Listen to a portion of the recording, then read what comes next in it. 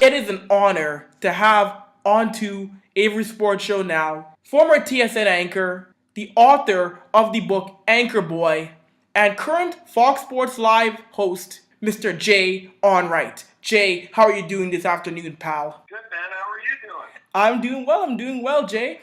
Your book, Anchorboy, it's flying off the shelves from coast to coast across Canada. How do you feel about that, man? Oh, it's awesome. I mean, I loved writing it.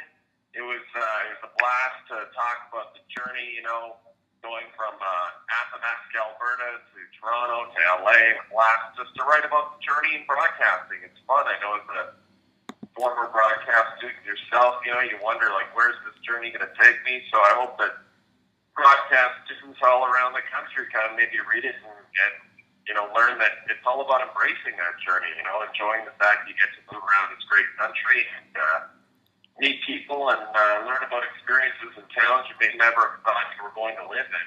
And along the way, you might make some great friends too, meet some interesting people, and that's kind of what the book is all about. So I'm really happy people are enjoying it. Absolutely, Jay. I know.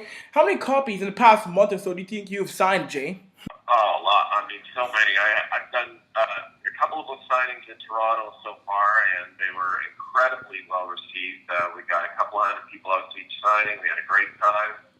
This Saturday, I'm in Edmonton signing books. The next Saturday, I'm in Saskatoon. I'm back in Winnipeg. So, doing a lot of book signings across the country over the course of the next few weeks, and then in the new year as well. I just love it. It's nice to meet people face to face and chat with them for a bit. People seem to be really enjoying the podcast, which is a wonderful thing. So it's all very positive. I'm very fortunate that my career has allowed me to do the stuff that I do. Oh, you're a very lucky man, Jay. I know in Anchorboy, there are two chapters in which it extensively talks about you losing your bowels. Like, when you talk to your publishers, when you're writing your book, how much convincing did it take to let them keep in the book chapters about you talking about poo? Because I enjoy a good poo joke as much as the next guy. Well, it's funny. Originally, I had written the chapter about pooping my pants in my parents' house, and I took it out. I thought, well, HarperCollins, the publishers, are going to like this. And then they asked to see the chapter, and they insisted it be in the book. So it really didn't take any convincing at all. I just think it's one of those chapters that kind of comes out of nowhere in the book, and it's supposed to be that way. It's supposed to sort of make you laugh and take you away from the story for just a second, and just show you that I have, the whole point of that story is that I have very, very supportive parents, and it's nice to have supportive parents if you go into an industry like broadcasting, which can be tough, right? I mean, there's only so many jobs out there, and it's a tough industry, and my parents are always very supportive of me throughout the way, and they're very supportive of me when I'm pooping my pants at their house over the holiday season, too. So it turns out that is the most popular chapter, so the sequel may just have to be exclusively about me crapping my pants. I think it may have to, Jay. Elsie, in the other chapter, you mentioned you're on the craft celebration tour and you're in a small town and you were in an old man's house crapping. Were you really that scared about being in his house? Well, I was simply because, everything I write is very truthful because, I genuinely thought I was at an office building, not in an apartment there. I thought I was at some, we were in this industrial park, and I'd never really seen an apartment complex in this industrial park, but I just happened to stumble upon it. And, normally when you go up to a group of gentlemen outside a building and say, can I use your washroom? A person doesn't normally take you up to their apartment unless, I guess, you're in the Maritimes, which is a wonderful thing about the Maritimes. I was genuinely worried. I didn't know how that was going to play out, but just the need to relieve myself was so much greater than my fear that won out. And in the end, I think it all worked out for the best. We gotta go. And no, Jay, going back to your time, going back to the beginning of your career, even before you really got into the small markets, when you were at TSN as an intern 17 years ago, did you ever imagine yourself being one of the most popular sports anchors in all of North America? No, I didn't. All I really wanted to do was work at TSN in Toronto and be an anchor at Sportsnet. We used to call Sportsnet, now SportsCenter, and just achieving that goal was enough for me. That was what I always wanted to do. I loved sports. I loved late night highlight shows specifically. I was always the person growing up that played sports. So I never found I had enough time to watch the game. So I love the highlight shows. I love to catch up on that stuff. And I love the personalities on those shows. And it just seemed like they were having fun doing those shows. And then when I went to work, my first internship was at Global Television in Edmonton. And I, saw the sportscasters having such a great time working there too. It just, it all sort of came together, I guess. It was like, you know what, this is a job that seems like it would be a blast. But I was just concerned about getting a job. I didn't know how far it was going to go. So the fact that I'm now here in LA working for Fox it's like icing on the cake, to be honest with you. Everything that happens in my career now is just icing on the cake because I've kind of achieved everything I've wanted to do. Jay, what insights into sports media could you give to myself, someone who's breaking into the industry, and to others who are going to go down this career path? Well, I would just say read the book because there's tons of advice in there about that very subject. The two key things are, no matter how much sports you're watching now, don't hold that amount. Watch as much as you can.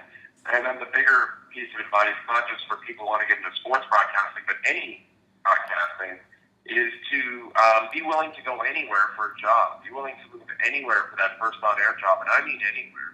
And the more willing you are to move and be mobile, the faster you will move up. And it's a heck of a lot easier to do those moves when you're younger. So, fresh out of broadcasting school, take the first job you can get in an area even as remote as you ever thought you'd live. And the other thing is you may enjoy it, and that's part of the message of the book is that I never thought I'd ever live in Saskatoon or Winnipeg, but I ended up loving those cities, really enjoying living there, meeting some great friends. And the same thing will happen to you if you embrace the journey, and they're great people all across the country. So embrace that. You might meet some great friends, and more importantly, it'll make you a better broadcaster if you understand this entire country a little bit better. So get out of your comfort zone, get out there, and you'll be fine. No, of course, Jay. No, when you're at TSN in 2003, you paired up with Don OToole on SportsCenter. When you were paired up with Dan, did you realize, do you ever think, first when you met him, you know what, this could really work? Because there's a lot of anchors, reporters, they are paired together and never really works. But you and Dan, it seemed it was always natural, you guys at the anchor desk together. No, it was, I knew right away that we got along really well. And another great piece of advice is try to find, no matter who you're working with, if you think you don't get along with them, try to find something about that person that you can relate to, because there's nothing more awkward than two people on television who don't get along. I mean, it's just the worst thing ever. So no, it was pretty obvious pretty early on that we had some good chemistry. And I think more importantly, the thing with Dan and I is we have a very similar philosophy about how the show should be done. I know it seems like we joke all the time, but we know the information we want to get out there. And I think when you sit and watch our show, or you may not realize that you're really going to be informed about what happened in sports that day. We make sure that's always the first and foremost number one goal is to give you the sports news. So I think we just had a similar philosophy about how to do the show, and that's why it works. Jay, what has it been like for you to have people wanting your picture in the streets, wanting an autograph, the book signings? Because years and years and years ago, that type of reverence was more reserved for the athletes. To be in that category now of someone that people want to chat with and get a picture with, how cool is that kind of feeling? Are you ever in awe of that? Sure. I mean, it's very rewarding. I mean, I don't think it's so much that you're in awe. I think it's just like it reaffirms that, the decisions you decided to take, in terms of how you present the sports news and kind of just doing it our own way, being ourselves on TV, not trying to put on an act. We're just really being ourselves. And that seems to resonate with people. And it's very rewarding that people like that, because there was just as good a chance that it could have not worked and people wouldn't have liked us and we could have been out of a job. So I'm very grateful every day when people say they like our show or our podcast or anything we do, because it's just reaffirms the fact that we're doing things the right way. And not everyone loves it, but that's another great message. Not everyone's going to love what you do. You can't please everyone, so you might as well just be yourself, have fun, and hope it works out for the best. Absolutely. You mentioned people not liking you. When you guys went down to LA, you've been down on Fox Sports 1 for a few months now. Your first week, you got a lot of negative tweets. People saying, oh, these guys are actors, they're fake, they're phony, they're a bunch of Canadians. Go back to Toronto. Whose idea was it to say, you know what? We're going to read the worst tweets on air on Fox Sports Live? It was one of our producers actually thought it was all tweets are hilarious. You know, one of the things about that, we were getting just as many people saying they liked us, but it just goes back to what I was saying. I mean, I think the second you step on TV, 50% of people might like you, 50% might not like you, and even the most sort of normal, basic sports, you know, the Bob Costas of the world, you know, just super professional broadcasters. There's lots of people who don't like him.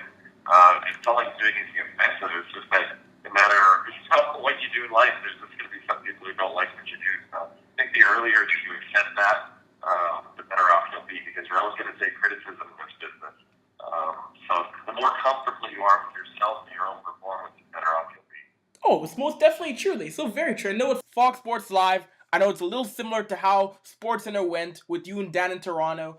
But what has it been like working with athletes like Andy Roddick and Gary Payton? Because in a sports highlight show, you don't really have a debate aspect in it. It's very unique in that sense. Yeah, well, it's interesting because, you know, you're right. It is like two shows in one.